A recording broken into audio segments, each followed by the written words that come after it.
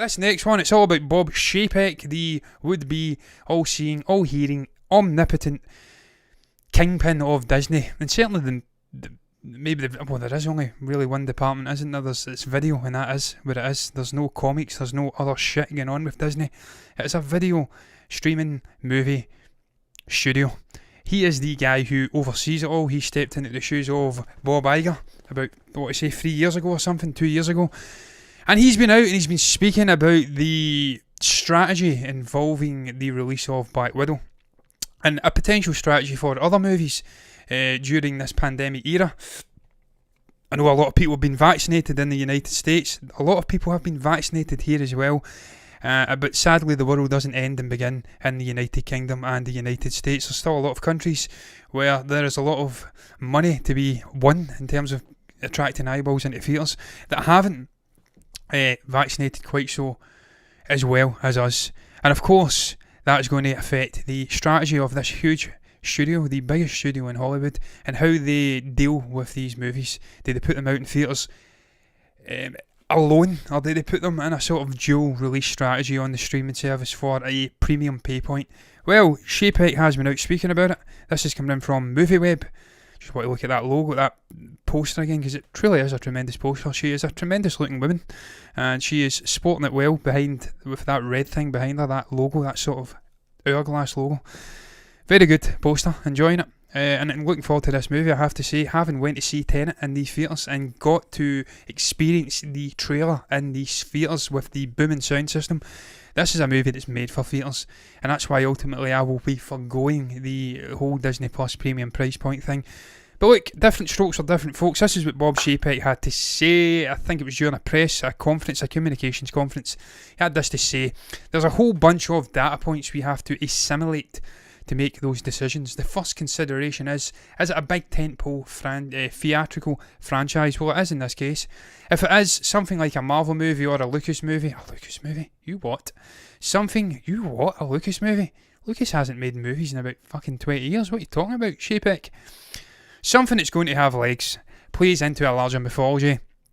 We have already delayed Black Widow a couple of times. We didn't want to delay it again. Yet at the same time, we always knew there was a risk that exhibition wasn't going to be fully developed, or consumers wouldn't want to go back and sit in the theatres.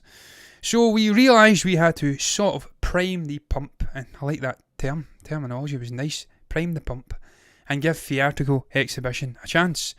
That's very kind of you, Disney. Doing much better than Warner Brothers, I have to say. We couldn't put all of our eggs in the theatrical exhibition basket because we knew that in the weeks leading up to the decision that the domestic market was not coming back, and it's still fairly weak, so we are very confident that we made the right call there. Well, domestically in the States it's weak, but you must remember, Chapek, that's Godzilla vs. Kong, and I do believe Mortal Kombat made decent money internationally, so there is certainly a will to go to a theatre internationally. It might not be there for the States quite yet, but I'm sure it'll come back at some point. Look, this movie's coming out shortly. I'm pretty sure it's coming out next month, so it's probably the correct decision for Chapek and Disney to take, in the sense that they can't risk putting this movie out in theatres exclusively, because if it fails, then they've lost $200 million. And a company like Disney, hot on the heels of a pandemic, made a lot of losses already, sitting on a lot of big projects.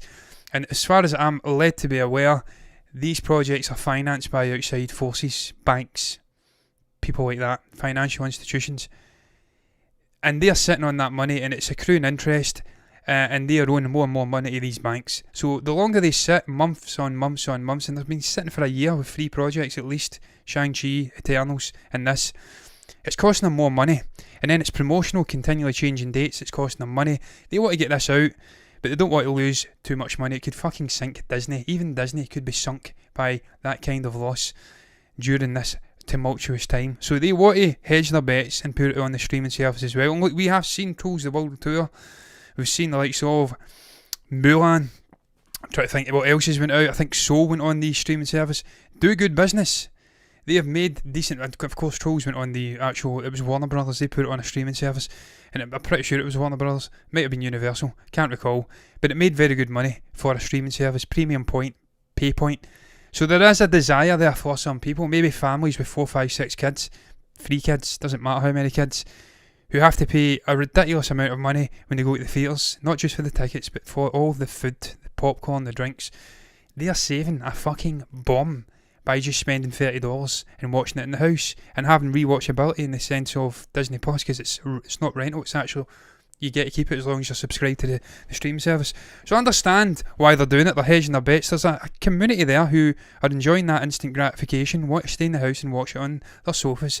And there is people like me who still want to go and enjoy the experience of the theatres. And in this case, we have the best of both worlds, and we'll see how the cards fall and how it does for this movie. How many people will go out and support it in the theatres and watch it numerous times like I did with Tenet, and how many people will go and pay the $30 premium price point on the streaming service. I don't know how the fuck it's going to work out, but this is how Shapeik has ended things.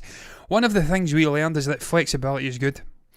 We are really celebrating that flexibility. We're trying to offer consumers more choice. Look, it's absolutely paramount. Is that even the correct word? I was going to say paramount. I thought, is it the correct word? I don't know.